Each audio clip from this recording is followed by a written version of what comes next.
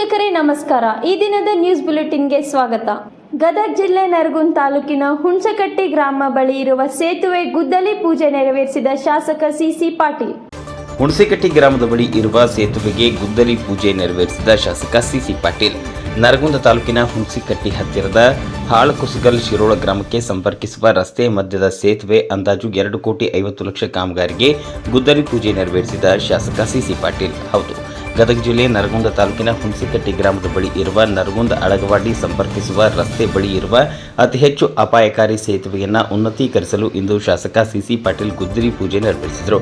ಈ ಸಂದರ್ಭದಲ್ಲಿ ಮಾತನಾಡಿದ ಶಾಸಕ ಸಿಸಿ ಪಾಟೀಲ್, SIRಗೆ 29ನೇ ಕೊನೆ ದಿನವಾಗಿದ್ದು ಆದಷ್ಟು ಬೇಗ ನಿಮ್ಮ ಅರ್ಜಿಗಳನ್ನು BLOಗಳಿಗೆ ಸಲ್ಲಿಸಿ ನಂತರ ಸಲ್ಲಿಸಿದ ಅರ್ಜಿ ಮಾನ್ಯವಾಗುವುದಿಲ್ಲ ಎಂದರು. ಈ ಸಂದರ್ಭದಲ್ಲಿ Ajjappa Huded, Basanagouda Patil, Gurunath Gowda ಹುಡೇದ್ಮನಿ, BL ಹುಡೇದ್ಮನಿ, Naveen Patil, Gowdappa Gowda, ಫಕೀರ್ಗೌಡ್ರ, Irappa Lokur, Shivanand ಮುತವಾಡ್, SR Patil, Anil ಧರೇನವರ್, MI ಮೇಟಿ, ಗುತ್ತಿಗೆದಾರ ಪ್ರದೀಪ್ ಶೆಟ್ಟಿ, ಶೇಖಪ್ಪ ಕುರಿ ಮುಂತಾದವರು ಉಪಸ್ಥಿತರಿದ್ದರು. ವರದಿ ಚಂದ್ರಶೇಖರ್ ಗೌಡ, ನರಗುಂದ. ಚಿಕ್ಕಮಗಳೂರು ಜಿಲ್ಲಾ ಕರ್ನಾಟಕ ದಲಿತ ಸಂಘರ್ಷ ಸಮಿತಿ ಚಿಕ್ಕಮಗಳೂರು ಜಿಲ್ಲಾ ನೂತನ ಸಮಿತಿ ರಚನೆ. ಕರ್ನಾಟಕ ದಲಿತ ಸಂಘರ್ಷ ಸಮಿತಿ ಚಿಕ್ಕಮಗಳೂರು ಜಿಲ್ಲಾ ನೂತನ ಸಮಿತಿ ರಚನೆ. ಮಹಾತ್ಮ ಪ್ರೊಫೆಸರ್ ಬಿ ಕೃಷ್ಣಪ್ಪ ಸ್ಥಾಪಿತ ಕರ್ನಾಟಕ ದಲಿತ ಸಂಘರ್ಷ ಸಮಿತಿ ಚಿಕ್ಕಮಗಳೂರು ಜಿಲ್ಲಾ ನೂತನ ಸಮಿತಿಯನ್ನ ರಾಜ್ಯ ಸಂಚಾಲಕರಾದ ತರೀಕೆರೆ ಎನ್ ವೆಂಕಟೇಶ್ ಅವರು ಸರ್ವಾನುಮತದಿಂದ ರಚಿಸಲಾಯಿತು. ಸಭೆಯ ಜಿಲ್ಲಾ ಸಂಚಾಲಕರಾಗಿ ಭೀಮಯ್ಯ ಅವರನ್ನು ಆಯ್ಕೆ ಮಾಡಲಾಯಿತು. ಜಿಲ್ಲಾ ಸಂಘಟನಾ ಸಂಚಾಲಕರಾಗಿ ಜಗದೀಶ್ ಬ್ಯಾಡ್ರಹಳ್ಳಿ, ರಾಘವೇಂದ್ರ ತ್ಯಾಗದಕಟ್ಟೆ, ಪುಟ್ಟಸ್ವಾಮಿ ಆದಿಹಳ್ಳಿ, ಶಿವಕುಮಾರ್ ಹುಲಸುಮನೆ, ಬಿ ನಾಗರಾಜ್ ಚಿಕ್ಕಮಗಳೂರು, ಕೃಷ್ಣ ಕಳಸ, ಮೃತ್ಯುಂಜಯ ಹಾಗೂ ಅಬ್ದುಲ್ ರೆಹಮಾನ್ NR ಪುರ ಅವರನ್ನು ನೇಮಕ ಮಾಡಲಾಯಿತು. ಜಿಲ್ಲಾ ಖಜಾಂಚಿಯಾಗಿ UC ರಮೇಶ್, ದಲಿತ ಕಲಾ ಮಂಡಳಿಯ ಜಿಲ್ಲಾ ಸಂಚಾಲಕರಾಗಿ ಗಣೇಶ್ ಹಾಗೂ ಕರ್ನಾಟಕ ದಲಿತ ವಿದ್ಯಾರ್ಥಿ ಒಕ್ಕೂಟದ ಜಿಲ್ಲಾ ಸಂಚಾಲಕರಾಗಿ KB ರಮೇಶ್ ಅವರನ್ನು ಆಯ್ಕೆ ಮಾಡಲಾಯಿತು. ಇದೇ ವೇಳೆ ಚಿಕ್ಕಮಗಳೂರು ತಾಲೂಕು ಸಂಚಾಲಕರಾಗಿ ರಂಗಯ್ಯ, ತರೀಕೆರೆ ತಾಲೂಕು ಸಂಚಾಲಕರಾಗಿ NH ಬಸವರಾಜು ಹಾಗೂ ತಾಲೂಕು ಸಂಘಟನಾ ಸಂಚಾಲಕರಾಗಿ ರಂಗಸ್ವಾಮಿ ಅವರನ್ನು ಸರ್ವಾನುಮತದಿಂದ ನೇಮಕ ಮಾಡಲಾಯಿತು. ಸಭೆಯಲ್ಲಿ ಸಂಘಟನೆಯನ್ನು ಜಿಲ್ಲೆಯಲ್ಲಿ ಇನ್ನಷ್ಟು ಬಲಪಡಿಸುವ ಕುರಿತು ಚರ್ಚೆ ನಡೆಸಲಾಯಿತು. ಜೊತೆಗೆ ಆಗಸ್ಟ್ 5ರಂದು ಚಿಕ್ಕಮಗಳೂರಿನಲ್ಲಿ ಜಿಲ್ಲಾ ಮಟ್ಟದ ವಿಚಾರ ಸಂಕಿರಣ ಹಾಗೂ ನೂತನ ಪದಾಧಿಕಾರಿಗಳ ಪದಗ್ರಹಣ ಕಾರ್ಯಕ್ರಮವನ್ನು ಆಯೋಜಿಸಲು ತೀರ್ಮಾನಿಸಲಾಗಿದೆ ಎಂದು ರಾಜ್ಯ ಸಂಚಾಲಕ ತರೀಕೆರೆ ಎನ್ ವೆಂಕಟೇಶ್ ಅವರು ಪತ್ರಿಕೆಗೆ ತಿಳಿಸಿದ್ದಾರೆ. ವರದಿ ಪ್ರದೀಪ್ HE, ತರೀಕೆರೆ. ಎಲ್ರಿಗೂ ನಮಸ್ಕಾರ. ರಾಜ್ಯ ಸಂಚಾಲಕರಂಥ ವೆಂಕಟೇಶ್ ಅವರೇ, ನಮ್ಮ ಸಂಘಟನಾ ಸಂಚಾಲಕರಾದ ಖಜಾಂಚಿ ರಮೇಶ್ ಅವರೇ, ಆಂತರಿಕ ಶಿಸ್ತು ಸಂಘಟನಾ ಸಂಚಾಲಕರಾದಂಥ ನಮ್ಮ ಜಗದೀಶ್ ಅವರೇ, ಹಾಗೂ ಸಂಘಟನಾ ಸಂಚಾಲಕರಾದ ಪುಟ್ಟಸ್ವಾಮಿ ಅವರೇ, ಮತ್ತು ಎಲ್ಲ ನನ್ನ ಶಿವಕುಮಾರು ಮತ್ತು ತಾಲೂಕು ಎಲ್ಲ ಸಮಿತಿಯ ಸದಸ್ಯರೇ, ಜಿಲ್ಲಾ ಮಟ್ಟದ ಸದಸ್ಯ ಸಮಿತಿಯರೇ. ಈಗ ನಮ್ಮ ಪೂರ್ಣ ಪ್ರಮಾಣದ ಸಮಿತಿ ರಚನೆ ಮಾಡಿದ್ದಾರೆ ನಮ್ಮ ರಾಜ್ಯಾಧ್ಯಕ್ಷರು.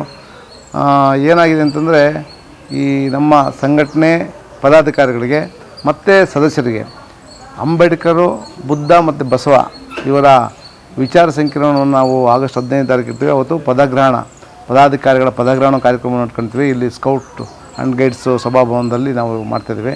ಅವತ್ತೆಲ್ಲ ನಮ್ಮ ಕಾರ್ಯಕರ್ತರು ಮತ್ತು ಎಲ್ಲ ತಾಲೂಕಿನ 8 ತಾಲೂಕಿನ ಪದಾಧಿಕಾರಿಗಳು ಬರ್ತಾರೆ ಮತ್ತು 8 ತಾಲೂಕಿನ ಸದಸ್ಯರುಗಳು ಬರ್ತಾರೆ.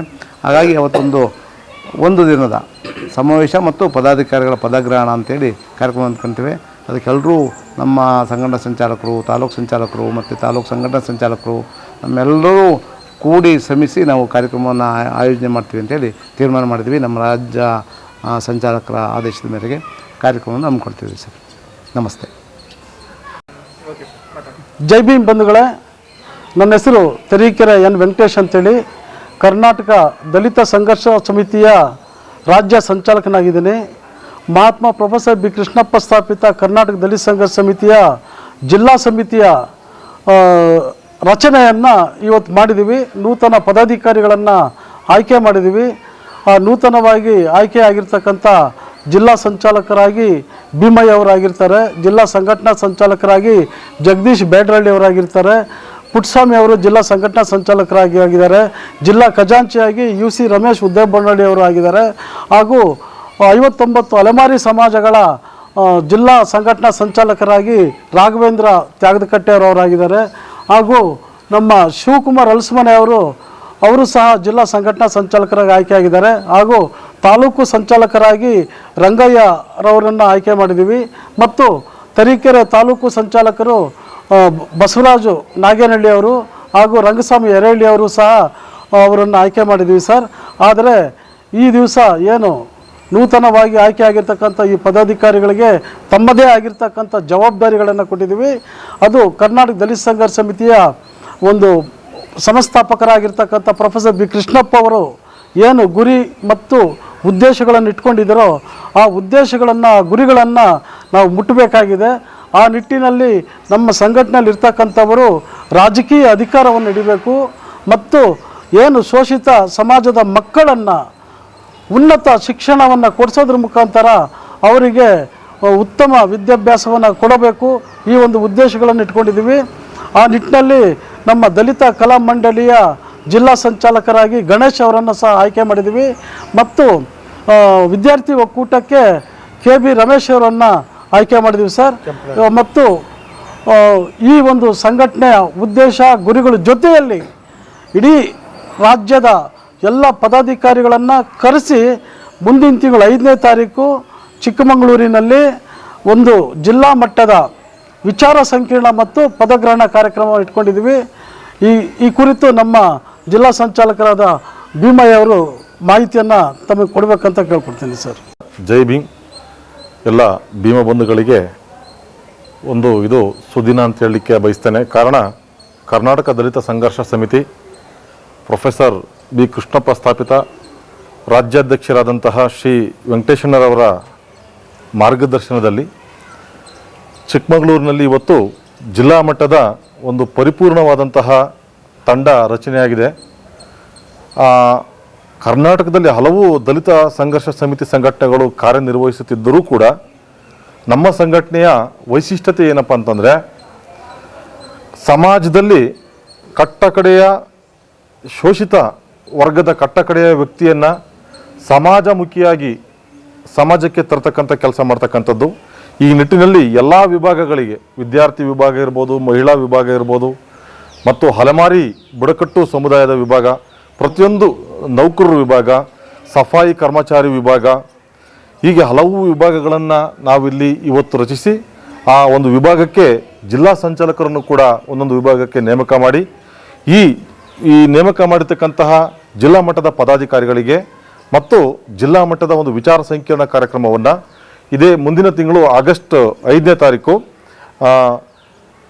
ಡಿಸ್ಟಿಕ್ ಫೀಲ್ಡ್ನ ಜಿಲ್ಲಾ ಸ್ಕೌಟ್ ಆ್ಯಂಡ್ ಗೈಡ್ಸ್ ಭವನದಲ್ಲಿ ಹಮ್ಮಿಕೊಂಡಿದ್ದು, ಈ ಕಾರ್ಯಕ್ರಮಕ್ಕೆ ಹೆಚ್ಚಿನ ಭೀಮ ಬಂಧುಗಳು ಆಗಮಿಸಿ ಈ ಕಾರ್ಯಕ್ರಮದ ಒಂದು ಔಚಿತ್ಯವನ್ನು, ಕಾರ್ಯಕ್ರಮದ ಒಂದು ಅರ್ಥವನ್ನು ತಾವು ಅರಿತು ಸಮಾಜಮುಖಿ ಕೆಲಸವನ್ನು ಮಾಡಲಿಕ್ಕೆ ತಾವೆಲ್ಲರೂ ಕೂಡ ಕಟಿಬದ್ಧರಾಗಬೇಕು ಅಂತೇಳಿ ಅಂಬೇಡ್ಕರ್ ಅವರ ಆಶಯ ಏನಿತ್ತೋ, ಅಂಬೇಡ್ಕರ್ ಅವರ ಆಶಯ ಇದ್ದಿದ್ದು ಸಮಾಜದಲ್ಲಿ ದಲಿತರಿಗೆ ಏನು ಸಾಮಾಜಿಕ ಸಮಾನತೆ ಎಷ್ಟು ಮುಖ್ಯನೋ ಅದೇ ರೀತಿಯಾಗಿ ರಾಜಕೀಯ ಸ್ವಾತಂತ್ರ್ಯ ಕೂಡ ಅಷ್ಟೇ ಮುಖ್ಯ ಅಂತೇಳಿ ಇವತ್ತಿನ ಪರಿಸ್ಥಿತಿಯಲ್ಲಿ ಪ್ರತಿಯೊಬ್ಬ ದಲಿತರಿಗೆ ಕಟ್ಟಕಡೆಯ ಶೋಷಿತ ವರ್ಗಗಳಿಗೆ ಸಮಾಜದಲ್ಲಿ ಅವರದೇ ಆದಂತಹ ಅಧಿಕಾರಗಳು ಪ್ರಾಪ್ತಿಯಾಗಲಿಕ್ಕೆ ಮೊಟ್ಟ ಮೊದಲನೇದಾಗಿ ಯಾವುದರ ಅವಶ್ಯಕತೆ ಇದೆಯಪ್ಪ ಅಂದರೆ ಶಿಕ್ಷಣದ ಅವಶ್ಯಕತೆ ಇದೆ. ಈ ಶಿಕ್ಷಣದ ಅವಶ್ಯಕತೆಯನ್ನು ಅರ್ಥಕೊಳ್ಳೋದು ಕೆಲವರಿಗೆ ಇನ್ನೂ ಕೆಲವು ಊರುಗಳಿಗೆ ಸಿಕ್ಕೇ ಇಲ್ಲ. ಶಿಕ್ಷಣ ಅಂತಕ್ಕಂಥದ್ದು ಇರ್ಬೋದು, ಮೂಲಭೂತ ಸೌಕರ್ಯಗಳಂತಕ್ಕಂಥದ್ದು ಇರ್ಬೋದು. ಆ ಒಂದು ಮೂಲಭೂತ ಸೌಕರ್ಯಗಳನ್ನು ಒದಗಿಸಿಕೊಡ್ತಕ್ಕಂತಹ ಸರ್ಕಾರದ ಪಾತ್ರ ಎಷ್ಟು ಮುಖ್ಯ ಇದೆಯೋ ಅದೇ ರೀತಿಯಾಗಿ ಸಂಘಟನೆಗಳ ಪಾತ್ರ ಕೂಡ ಅಷ್ಟೇ ಮುಖ್ಯವಾಗಿದೆ. ಅಂತಹ ಒಂದು ಕಾರ್ಯವನ್ನು ನಮ್ಮ ಸಂಘಟನೆ ಮಾಡ್ತದೆ ಅಂತ ಹೇಳ್ತಾ ಈ ಮುಂದಿನ ತಿಂಗಳು ಆಗಸ್ಟ್ 5ನೇ ತಾರೀಕು ನಡೀತಕ್ಕಂತಹ ಕಾರ್ಯಕ್ರಮಕ್ಕೆ ಮತ್ತೊಮ್ಮೆ ಎಲ್ಲ ಭೀಮ ಬಂಧುಗಳಿಗೆ ಆತ್ಮೀಯವಾದಂತಹ ಆಮಂತ್ರಣವನ್ನು ನಮ್ಮ ಜಿಲ್ಲಾ ಸಂಘಟನೆ ಪರವಾಗಿ ಮತ್ತು ರಾಜ್ಯ ಸಂಘಟನೆ ಪರವಾಗಿ ಆತ್ಮೀಯವಾದಂಥ ಸ್ವಾಗತನ ಬಯಸ್ತಾ ಎಲ್ಲರಿಗೂ ನಮಸ್ಕಾರ. ದೆಹಲಿ ಸಿಜೆಪಿ ಪ್ರತಿಭಟನೆ 21 ದಿನ ಪ್ರತಿಭಟನಾಕಾರರ ಮೇಲೆ ಪೊಲೀಸರಿಂದ ಹಲ್ಲೆ ಆರೋಪ. ಸಿಜೆಪಿಯ ಪ್ರತಿಭಟನಾಕಾರರ ಮೇಲೆ ಲಾಠಿ ಚಾರ್ಜ್. ದೆಹಲಿಯ ಹಲವೆಡೆ ಮೊಬೈಲ್ ಇಂಟರ್ನೆಟ್ ಸ್ಥಗಿತ. ಶಿಕ್ಷಣ ಮತ್ತು ಯುವ ಕಲ್ಯಾಣಕ್ಕೆ ಸಂಬಂಧಿಸಿದಂತೆ ವಿವಿಧ ಬೇಡಿಕೆಗಳ ಈಡೇರಿಕೆಗೆ ಆಗ್ರಹಿಸಿ ಕಾಕ್ರೋಚ್ ಜನತಾ ಪಾರ್ಟಿ ಸೋಮವಾರ ಹಮ್ಮಿಕೊಂಡಿದ್ದ ಚಲೋ ಸಂಸತ್ ಪಾದಯಾತ್ರೆಯು ಜಂತರ್ ಮಂತರ್ ಬಳಿ ತೀವ್ರ ಉದ್ವಿಗ್ನತೆಯನ್ನ ಕಾರಣವಾಯಿತು. ನೂರಾರು ವಿದ್ಯಾರ್ಥಿಗಳು ಮತ್ತು ಯುವ ಕಾರ್ಯಕರ್ತರು ಸಂಸತ್ತಿನತ್ತ ಮುನ್ನಡೆಯಲು ಯತ್ನಿಸಿದಾಗ ಪೊಲೀಸರು ಪ್ರತಿಭಟನಾಕಾರರನ್ನು ತಡೆದರು. ಈ ವೇಳೆ ಕೆಲವು ಪ್ರತಿಭಟನಾಕಾರರು ಕಲ್ಲು ತೂರಾಟ ನಡೆಸಿ ದಾರೆ ಎಂದು ಆರೋಪಿಸಲಾಗಿದ್ದು ಪರಿಸ್ಥಿತಿಯನ್ನು ನಿಯಂತ್ರಿಸಲು ಪೊಲೀಸರು ಲಘು ಲಾಠಿ ಪ್ರಹಾರ ನಡೆಸಿ ಜನರನ್ನು ಚದುರಿಸಿದರು. ಕೇರಳ ಹೌಸ್ ಮತ್ತು ನಿರ್ಗಮನ ದ್ವಾರದ ಬಳಿ ಪೊಲೀಸರು ಬ್ಯಾರಿಗೇಡ್ಗಳನ್ನು ಹಾಕಿ ಪ್ರತಿಭಟನಾಕಾರರನ್ನು ತಡೆದಾಗ ಭದ್ರತಾ ಸಿಬ್ಬಂದಿ ಹಾಗೂ ಮುಖಂಡರ ನಡುವೆ ಮಾತಿನ ಚಕಮಕಿ ನಡೆಯಿತು. ಮುನ್ನೆಚ್ಚರಿಕೆ ಕ್ರಮವಾಗಿ ಕೇಂದ್ರ ದೆಹಲಿಯ ಪ್ರಮುಖ ರಸ್ತೆಗಳಲ್ಲಿ ಸಂಚಾರವನ್ನು ನಿರ್ಬಂಧಿಸಲಾಗಿದ್ದು ಬಿಗಿ ಪೊಲೀಸ್ ಬಂದೋಬಸ್ತನ್ನು ಕಲ್ಪಿಸಲಾಗಿತ್ತು. ಕೇಂದ್ರ ಸರ್ಕಾರವು ಯುವಕರು ಮತ್ತು ಶಿಕ್ಷಣ ಕ್ಷೇತ್ರಕ್ಕೆ ಸಂಬಂಧಿಸಿದ ಪ್ರಮುಖ ಸಮಸ್ಯೆಗಳನ್ನು ನಿರ್ಲಕ್ಷಿಸುತ್ತಿದೆ ಎಂದು ಆರೋಪಿಸಿ ಸಿಜೆಪಿ ಈ ಪ್ರತಿಭಟನೆಯನ್ನು ಆಯೋಜಿಸಿತ್ತು. ಇಂಡಿಯಾ ವರ್ಸಸ್ ಇಂಗ್ಲೆಂಡ್ ಲಾರ್ಡ್ಸ್ನಲ್ಲಿ ಶತಕ ಬಾರಿಸಿದ ದಿಗ್ಗಜರ ದಾಖಲೆ ಮುರಿದ ರೋಹಿತ್ ಶರ್ಮಾ. ಇಂಡಿಯಾ ಹಾಗೂ ಇಂಗ್ಲೆಂಡ್ ಲಾರ್ಡ್ಸ್ನಲ್ಲಿ ಶತಕ ಬಾರಿಸಿದ ದಿಗ್ಗಜರ ದಾಖಲೆ ಮುರಿದ ರೋಹಿತ್. ಐತಿಹಾಸಿಕ ಲಾರ್ಡ್ಸ್ ನೆಲದಲ್ಲಿ ಭಾರತದ ಮಾಜಿ ನಾಯಕ ರೋಹಿತ್ ಶರ್ಮಾ ಆಡಿದ ಇನ್ನಿಂಗ್ಸ್ ಶತಮಾನದವರೆಗೂ ನೆನಪಿನಲ್ಲಿ ಉಳಿಯುತ್ತದೆ. ಏಕೆಂದರೆ ಇಂಗ್ಲೆಂಡ್ ನೀಡಿದ್ದ 388 ರನ್ಗಳ ಬೃಹತ್ ಗುರಿಯನ್ನು ಬೆನ್ನಟ್ಟಿದ ಭಾರತ ಪರ ರೋಹಿತ್ ಶರ್ಮಾ ಅದ್ಭುತ ಪ್ರದರ್ಶನ ನೀಡಿ ಸ್ಮರಣೀಯ ಶತಕ ಬಾರಿಸಿದರು. ಈ ಶತಕದೊಂದಿಗೆ ರೋಹಿತ್ ಶರ್ಮಾ ಲಾರ್ಡ್ಸ್ನಲ್ಲಿ ಏಕದಿನ ಕ್ರಿಕೆಟ್ನಲ್ಲಿ ಶತಕ ಗಳಿಸಿದ ಮೊದಲ ಭಾರತೀಯ ಬ್ಯಾಟ್ಸ್ಮನ್ ಎನಿಸಿಕೊಂಡರು. ಈ ಇನ್ನಿಂಗ್ಸ್ನಲ್ಲಿ ಅವರು ಶ್ರೇಷ್ಠ ಸಚಿನ್ ತೆಂಡೂಲ್ಕರ್ ಮತ್ತು ವಿವ್ ರಿಚರ್ಡ್ಸ್ ಅನೇಕ ದಂತಕಥೆಗಳ ದಾಖಲೆಯನ್ನು ಮುರಿದರು. ಈ ಶತಕದ ಮೂಲಕ ರೋಹಿತ್ ಏಕದಿನ ಕ್ರಿಕೆಟ್ ಇತಿಹಾಸದಲ್ಲಿ ಶತಕ ಬಾರಿಸಿದ ಅತ್ಯಂತ ಹಿರಿಯ ಭಾರತೀಯ ಆಟಗಾರ ಎಂಬ ಹೆಗ್ಗಳಿಕೆಗೆ ಪಾತ್ರರಾಗಿದ್ದಾರೆ.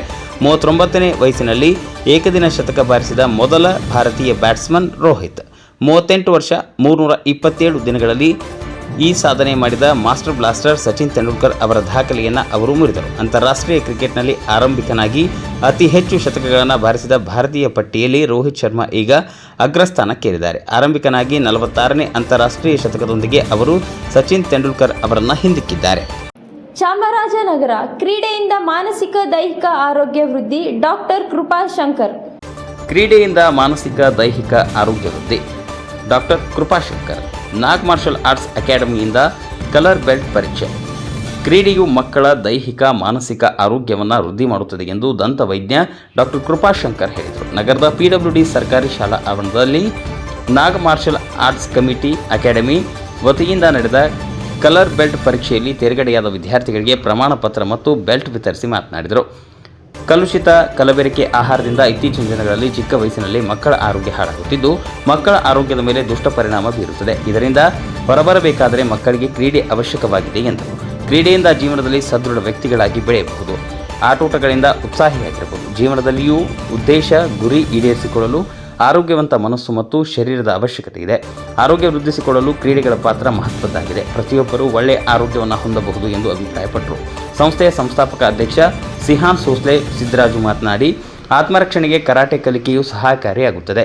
ಕರಾಟೆಯು ಪ್ರಚಲಿತವಾಗಿದ್ದು ಸರ್ಕಾರ ಕ್ರೀಡೆಗೆ ಸೇರಿಸಿಕೊಂಡಿದೆ. ಇದರಿಂದ ಉದ್ಯೋಗ ಸಿಗುವ ಭರವಸೆ ಇದೆ ಎಂದರು. ಈ ಪರೀಕ್ಷೆಯಲ್ಲಿ ಜಿಲ್ಲೆಯ ಎಲ್ಲ ಭಾಗಗಳಿಂದ 100ಕ್ಕೂ ಹೆಚ್ಚು ಕರಾಟೆ ವಿದ್ಯಾರ್ಥಿಗಳು ಹಾಜರಾಗಿ ಪರೀಕ್ಷೆಯು ಯಶಸ್ವಿಯಾಗಿ ನಡೆದಿರುತ್ತದೆ.